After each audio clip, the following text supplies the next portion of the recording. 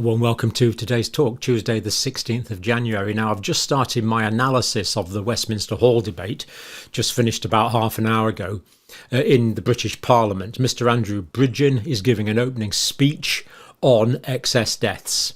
So I'm just going to allow Mr Bridgen to speak for himself, just in entirety. Please give him the time. Mr Bridgen has suffered for his stance. He's been ostracised and criticised all over the place. He's lost his party membership. And coincidentally, today, he was offered a plush trip to Davos, which I believe is a place in Switzerland. But he didn't. He stayed at home and represented the British people. Now, let's give him the time, please, and listen to his points. You decide if he's following the evidence. Order, order. Andrew Bridgen to move the motion. Andrew. Thank you, Sir Gary, and it's always a pleasure to serve under your chairmanship. I would like to start by thanking the Backbench Business Committee for scheduling this debate, and to the 17 colleagues from across the House who supported this application for a debate on the trends on excess deaths, following on from my adjournment debate on the 20th of October on the same issue. Sir Gary, the eyes of history are upon us. Every generation looks back in wonder at the incredible mistakes of our forebears. They will ask questions such as how could they possibly realise how wrong they were? What on earth happened to them? Why did they ignore the evidence for so long? Their values and every opportunity to learn from the mistakes of yesteryear. What madness captures men? From 2010 to 2019, annual death rates in England and Wales oscillated between 484,000 and 542,000. In 2020, there were 607,000 deaths, 65,000 more than the maximum in 2018. In 2021, there were 586,000, which is 44,000 more than the 2018 figure. After such a rise, there should be a deficit. A significant deficit. In fact, because sadly, our most vulnerable and elderly, who might have lived a while longer, were taken from us early. But in 2022, there were 577,000 deaths in England and Wales, and in 2023, 581,000. A huge rise when, in fact, a significant deficit would and should be expected. The deficit, and then some, has been filled not with the extremely old and the extremely vulnerable, but with others, many, many others, who were often young or in the prime of their lives. You might want to ascribe the excess deaths in 2022 and 2023 to the virus, but that would be a mistake. That's not what their death certificates say, and moreover, there are far too many young people dying. Far from being below the recent rolling average, excess deaths in 2022 have been above, 6% above, in fact.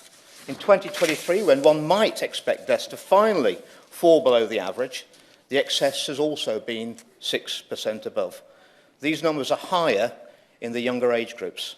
No one with integrity can fail to be troubled by these figures. What actually is going on? And that's what we need this debate for today. It's a problem that affects us all. It affects every community in every constituency across the country. And I would like to thank all the honourable and right honourable members who've attended this debate today. And I think we need to thank the public for their interest, which has stirred the interest of colleagues. And I'm very encouraged by the turnout for today's debate, which is considerably better than we've seen in the past. Not everyone in this room will be comfortable with analysing scientific data and figures. That is not my position. I was fortunate enough to take a degree from Nottingham University in biological sciences many years ago, and I specialised in biochemistry, genetics, behaviour and virology. I'll give way on that. Yeah. It's a very important debate he's having. In 2022, we saw nearly as many excess deaths across the UK as during the Blitz. And in my own region of Yorkshire, every single year since the pandemic, we have had excess deaths. And my constituents are very concerned by this. But what they're also concerned about is almost a deafening silence from the NHS about what is causing this, why it's happening, and what they're doing to alleviate this. So I thank the honourable gentleman for bringing this very important debate today, and only by talking about it can we actually get to the root cause of what the issue is, because there clearly is an issue. Well, that's the whole point of a representative democracy. We're here to raise the issues on behalf of our constituents and to look after their best interests at all times. I thank the honourable gentleman for his attendance, but we had enough signatures for a 3-hour debate in the main chamber. We're actually giving a 90-minute debate in Westminster Hall, which I did mention to the chair of the Backbench Business Committee I felt was a bit of an insult, given the gravity of the issue we're debating, to those who've lost loved ones over the last few years. And I'd also like to... I'll give way. I'm extremely grateful to him for giving in. And he's right to point there is considerable concern about this issue. And due to that concern, does he agree with me that we should be using the most accurate data available and using a data set of the age standardised mortality rate, which takes into consideration growing population and an ageing population? Of course, we should be using the most accurate figures that we've got. And later on in the speech, near the end, I'll be talking about the data that we really want, which could settle this matter once and for all beyond reasonable doubt. So I thank the public for their pressure and their interest in these statistics.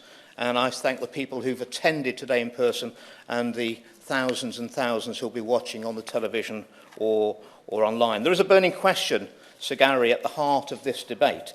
It is, after excess deaths, there should be a deficit. Where is that expected deficit? When will we have it? And worse, why is the deficit not being filled but significantly exceeded? And why are the institutions whose job it is to notice these matters, to record these matters, to publicise and call attention to these matters, why are they all apparently asleep at the wheel? And the second burning question, which I'll come to first, is why is no one listening to those raising the alarm? The research and analysis of two of Britain's most trusted doctors provides us with alarming clarity.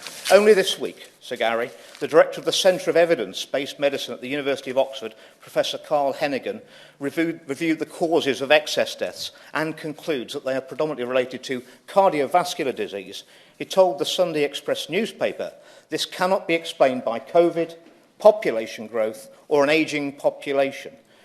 Consultant cardiologist Dr. Asim Malhotra, who is a world-leading expert in the causes of heart disease, also told TNT Radio yesterday that even though cardiovascular disease is multifactorial, the top of the list in the hierarchy of causes behind excess cardiac-related deaths has to be the experimental COVID mRNA vaccine until proven otherwise. And this is not speculative. No. I won't give way at this, but let me just finish this trial and I'll give way to the honourable gentleman. This is not speculative, but based on the highest level of data, which combines plausible biological mechanism, randomised controlled trials, high-quality observational data, pharmacovigilance data, autopsy data, and clinical data. And those who choose not to acknowledge these cold, hard facts, Mr. Gary, are either unaware of the evidence, willfully blind, or lack a conscience. I'll give way to the honourable gentleman. I'm very grateful to the member for giving way, and I'm grateful for him shining a spotlight on this important debate about excess deaths. But I'm just keen to understand the difference between correlation and causation, because there's a correlation between eating ice cream and sunburn, but we don't necessarily assume the two are together. Yeah. It could be sunny weather. The same goes for this case. Is it to do with the fact it's lockdown? Is it to do with late presentation, access to the NHS? These are the key bits to try and understand the causation and correlation, to understand why these numbers are so high. I agree with the honourable gentleman. He is a medical doctor, so he does have some knowledge, clearly. But correlation is not causation. But correlation is an alarm bell, Sir Gary. And alarm bells are going off all over the building, but no one wants to open the door and see if there's a fire. I believe that future generations will ridicule us for what we've just done in response to a seasonal airborne virus. We apparently lost our collective minds. We've imposed a brand new type of quarantine on a healthy population, in breach of all previous public health advice, in breach of our own carefully crafted expert pandemic plan, in breach of flagrant breach of the sensible and experienced advice from many professionals. Those noble dissenters are being vindicated one by one, inevitably so, as the suppressed, shaming real-world evidence finally emerges. I'm not going to mention those who harass and discredit and ridicule the dissenters. They loudly paraded their egotistical virtue on social media, in the press and on television. I know exactly what harassment feels like. And we inflicted social distancing, masking and school closures on healthy children at no risk from the virus. We did this to protect adults at the expense of our children and their social and mental health. People raised alarm, Sir Gary, but nobody listened. A society that consciously and knowingly sacrifices perfectly healthy children for adults is sick in itself. Our time, this time, will not be an era that's looked on well by future generations. That is going to be our legacy. And I call on this House and those in authority to right this grievous wrong and right it quickly. With unbearable cruelty, we isolated even those who would gladly have made the individual choice to see their grandchildren. And worst of all, we bypassed all the procedures, all the protocols, and all the science to inflict on a healthy population a brand new and untested product that had never before been used outside clinical trials, never mind approved. There was no long-term safety data. The safety analysis in the trials was 8 weeks, and then the control group was vaccinated. No age stratification for recipients of an experimental medication for an illness with an average mortality age of 82. No liability under any circumstances for the manufacturers of these experimental treatments. Furthermore, there were good reasons, based on the science known at the time, why these products might be harmful. Ridiculous future generations may come to loathe us. We will forever be the poster boys and girls of a society that collectively lost its mind and lost its moral compass. They will hang this millstone around our necks for eternity. And what's the flaw in this human nature that latches on to things and destroys all before it? It's been dubbed by some as the madness of crowds, or a kind of mass formation psychosis. The sort of thing that allowed China to commit population Armageddon with a one-child policy for decades. The sort of thing that allowed us to have millions of cattle slaughtered during the apparent foot and mouth outbreak, where we persuaded not by the science, but by plausible patter of provable idiots like Professor Neil Ferguson. Yes, the very same. His advice led to the bankruptcy, the immiserisation and the utter despair of countless farmers forced to destroy their own livelihoods in a futile attempt to prevent the spread of an airborne virus, a virus that had already managed to pass in the air all the way from France to the Isle of Wight.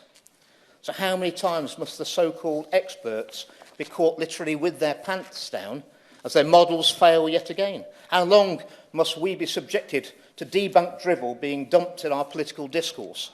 How long must decision makers deal with discredited modelling and moribund and captured institutions? And why will no one listen to reason when they've been proven wrong so many times? And there are plenty of other examples in medicine, from bloodletting with leeches to pointless lobotomies to not washing hands between the mortuary and the labour ward. Doctors and scientists are far from immune to groupthink, and the current batch are living proof. I'll give way on that point. To the Honourable Gentleman, and this will not be the first, or I suspect the last government in history not to follow the evidence when it comes to difficulty. But when governments make mistakes and protect themselves and don't look at the evidence, we as a democratic society should expect there to be an inquiry that establishes what has happened and what should have happened and what should happen in the future. Does the Honourable Gentleman agree with me that the inquiry that we have set up is failing in its task in doing that job, and it is assuming that lockdown was right from the beginning? I thank the right honourable gentleman for that intervention, and I agree with him wholeheartedly. This is not a political issue. This is a public health issue that should affect every constituency in the House. I think we know that the so-called COVID inquiry has already set itself out, the answers it wants to get to. It has all the appearance of a whitewash, and clearly it was deeply disappointing this week when they announced that the module to do with the safety and efficacy of the vaccines has been put off indefinitely, certainly until after the next general election, which is extremely disappointing. And another instance I could talk about is that I contacted every public and media body I could think of in 2014 to tell them again and again that the sub-postmasters were innocent.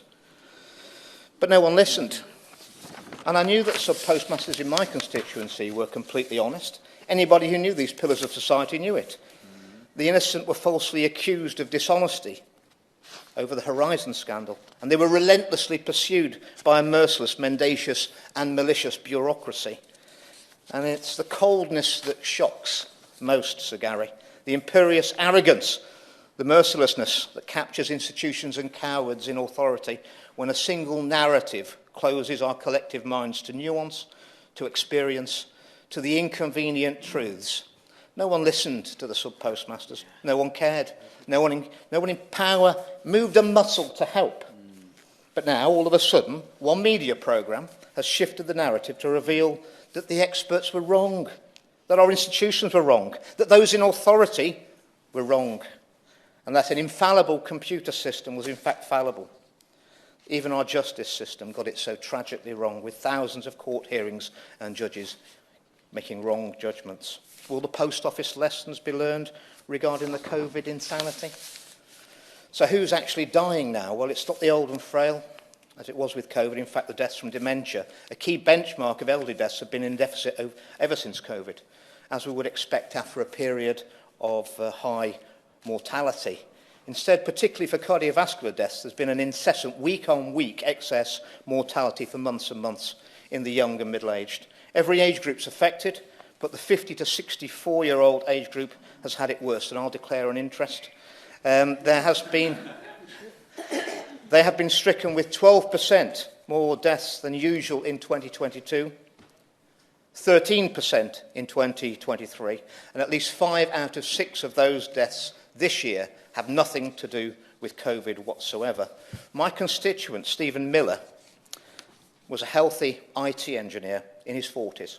He had 2 doses of AstraZeneca jabs in the summer of 2021 and was ill very shortly afterwards.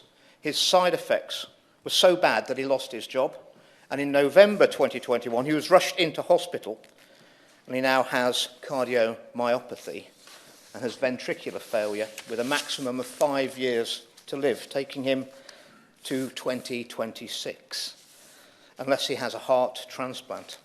And when I saw him last, he had a resting heart rate of 145 beats per minute. He subsequently has lost his partner and access to his child and is at risk of losing his house. He now has a diagnosis from Glenfield Hospital in Leicester of vaccine-induced cardiomyopathy. And I will help him to try and get the compensation. But he's just one example of one of my constituents who's probably going to have 30 years of his life stolen off him. His child will lose his father. How is £120,000 of compensation possibly adequate for that? And I certainly will. I'm most grateful to my honourable friend for introducing this debate so coherently. But would he be able to explain why Module 4 of the public inquiry into the safety of these vaccines has been arbitrarily postponed from next July? Surely the case he mentions highlights the need for urgent inquiry into this. My honourable friend is absolutely right to raise that issue. Why would they put any investigation at the public inquiry, which I think is costing some hundreds of millions of pounds and should be there for the public interest, put that debate back indefinitely? I fear there has been political pressure placed on the inquiry. Clearly, there's a lot of political capital in the run-up to the next election has been placed on the fact that the government and support from the opposition parties did the right thing in our pandemic response, including the rollout of the vaccines. I think that the very fact that they've done this indicates that there is something to hide, and it should make the public extremely suspicious, and I'll be coming on to that shortly. For 2 years, we've turned society upside down so as not to, quote-unquote, kill Granny. Now that Mum and Dad are dying, it appears that no one cares. This is Alice in Wonderland thinking. People in their 50s and 60s, I declare an interest again, normally have many more years of active contribution, I hope so, and deeply fulfilling lives left to live, and these are the people being hit the hardest. Furthermore, the raw number of lives lost is not the only measure we can look at. We have better methods. The most famous method is known as quality-adjusted life years. Those who understand public health generally refer to these as QALYs. QALYs measure healthy years of life lost and are the most sensible metric for properly assessing the impacts of deaths on lost life, on families and on society. QALYs were ignored at the outset. They were ignored in July 2020, when the government's own assessment was that lockdowns would reduce QALYs by about 1 million years. The UK, 1 million years. They were ignored when deciding to inject the young with experimental vaccines, despite the refusal of the Joint Committee on Vaccination and Immunisation to recommend jabbing under 15s in September 2021. Even at the COVID inquiry, when the Prime Minister tried to raise the issue of quality-adjusted life years, he was shouted down by Hugo Keith, King's Counsel. The lead lawyer at the COVID inquiry, he then revealed his unbelievable, unforgivable, his negligence and his ignorance by saying, I don't want to get into quality life assurance models. This, I repeat, is the most senior lawyer at the so-called COVID inquiry. So when I say future generations will ridicule us, it's not hard to see reasons why. The pandemic, a term which some of our best academics from around the globe questioned from the outset in published and peer-reviewed papers, is over. The crisis has passed, yet still empty vessels continue to drown out intelligent, reasoned expert discourse. Not knowing what a QALY means is one thing, but parading his ignorance with arrogant disdain ought to disqualify Mr. Keith from any further part in that inquiry. And sadly, his condescending disdain for open inquiry epitomises what many of us have encountered time and time again when raising these issues. We've seen a smorgasbord of fanciful excuses proffered for the rise in heart attacks. Sir Chris Whitty laughably claimed that it was a reduction in statin prescriptions, even though prescribing levels were exactly the same. And it would take years, or even decades, for changes on that issue to take effect and be seen in population mortality data. The media have tried to persuade the people, that eating eggs or the wrong kind of breakfast or climate change is to blame. Sir Gary, people are sick of being patronised with these lies. Some have claimed the excess deaths are due to COVID. The literature is littered with studies claiming that COVID causes heart disease. Almost all include COVID cases from spring 2020. It was almost impossible to be tested and become an official case unless you were sick and in hospital. Sir Gary, proving that sick people get heart disease more than healthy people does not mean that COVID causes heart disease. Indeed, the claims can be easily debunked. Cardiac deaths have seen a steep rise in both Australia and Singapore, as well as the UK. And these countries did not have any significant COVID until 2022, but they did roll out the jabs exactly the same time as we did in the UK. Correlation does not prove causation. We've already heard it in this debate. But correlation with and without COVID can rule out causation. The excess cardiac deaths were certainly not caused by COVID. Some have claimed that the excess deaths were caused by lockdowns. Well, it's well known that psychological stress increases the risk of heart disease. The government subjected people to a massive propaganda campaign of fear, well documented by Laura Dodsworth in her book, State of Fear. We were cut off from our usual support networks. For many, we saw immense financial pressures. Such policies could contribute to heart disease in a minor way. However, the sharpest rise came later, entirely coincident with the jab rollout. So we have a clear temporal link between increased deaths and vaccination. And some have claimed that the excess can't be down to the jabs, because Sweden have not had as many excess deaths as elsewhere, despite having a very similar number of doses per million of the experimental vaccines. But it's important to understand that heart disease is a cumulative risk. In the UK, we already have a serious problem with heart disease before the pandemic. And it's just got much worse following the vaccine rollout. And by contrast, Sweden has the longest healthy life expectancy in Europe. It's no wonder that they are a statistical outlier on excess deaths now. If you're under 50 and you live in Sweden, the chances of dying from heart disease are already half that of a resident of the UK of the same age. Some have admitted to the problem, but claimed it was worth it.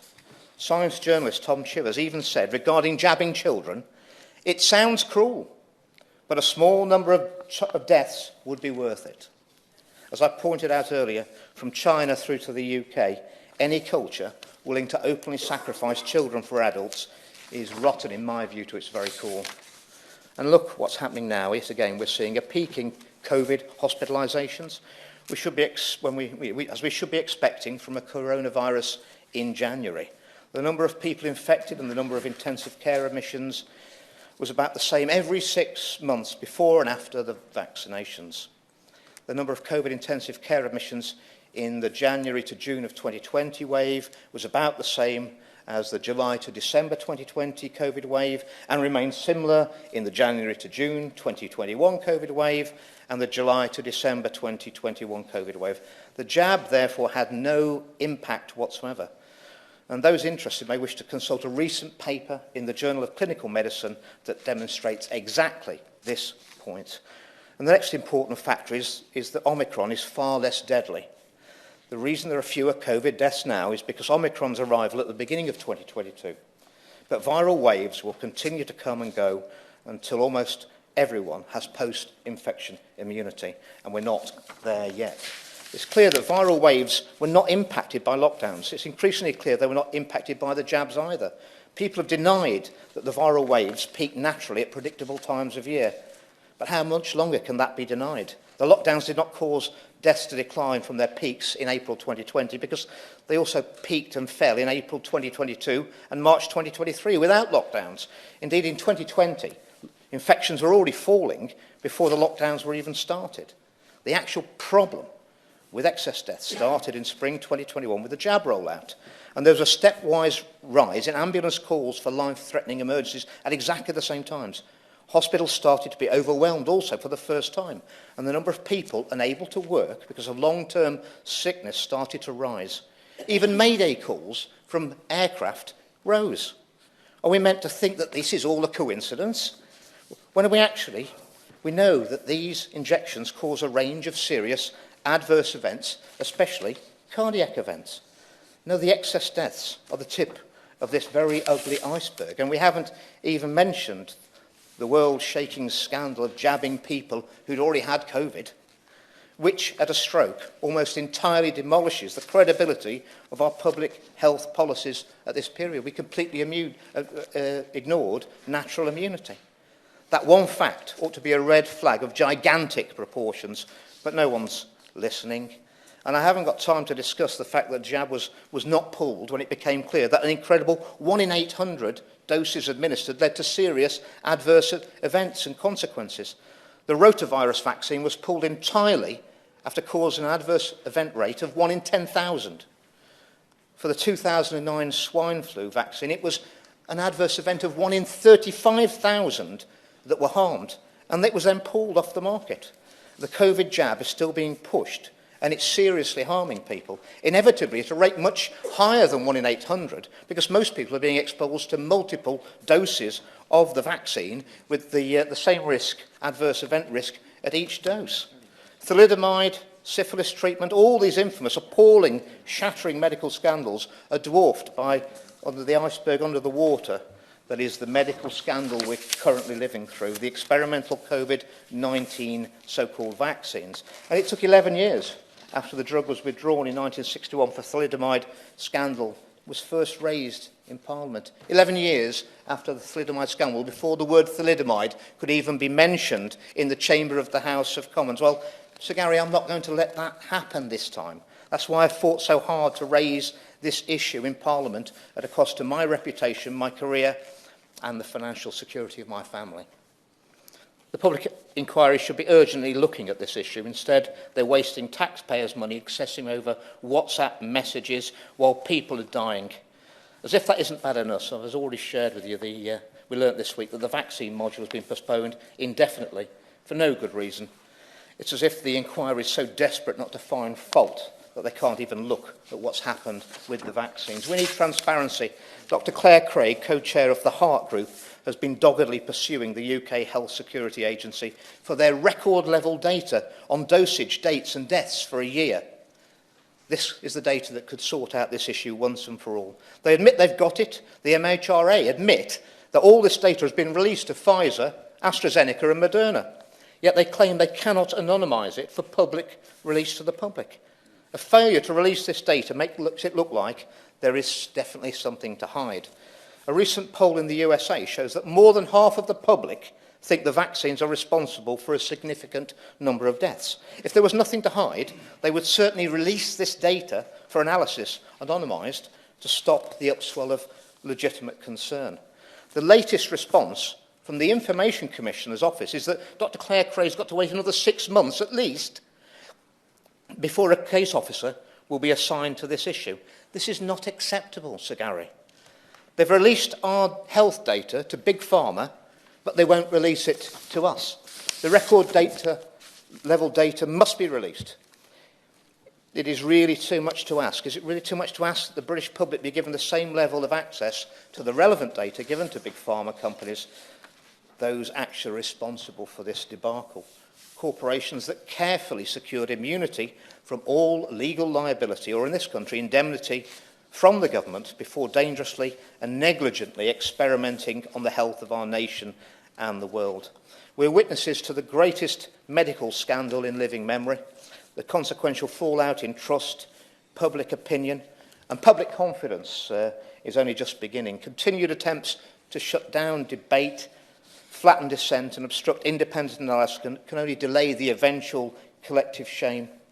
It's going to be a reckoning, and we're going to have to try and rebuild trust in our health services, in our media, and in our politics.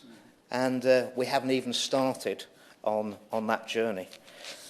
So, Gary, before I was expelled from the Conservative Party for voicing my concerns over these experimental vaccines and the harms that I believe they cause, I met with a senior member of the party who, after listening to my concerns about the vaccines and NG163, the midazolam and morphine scandal, told me quite calmly, Andrew, there is currently no political appetite for your views on the vaccines. There may well be in 20 years' time, and you're probably going to be proven right. But in the meantime, you need to bear in mind you're taking on the most powerful vested interest in the world, with all the personal risk for you that will entail. So, Gary, I refuse to bow to that threat. And as they say, the rest is history. People have alleged that I'm spouting conspiracy theories. Well, I think it is a conspiracy. It's a conspiracy against the science. It's a conspiracy of silence. And, Sir Gary, it's a conspiracy against the people. And I will have none of it. Wow. And, well, clearly a lot more to come on that. I'm not going to comment on individual points now. We are going to be analysing this in some detail, and we will be thinking about the responses from some of the other members of Parliament present. But for now, we'll just put this out there. This is live on the day. So for now, thank you very much, Mr. Andrew Bridgen, Member of Parliament in the United Kingdom.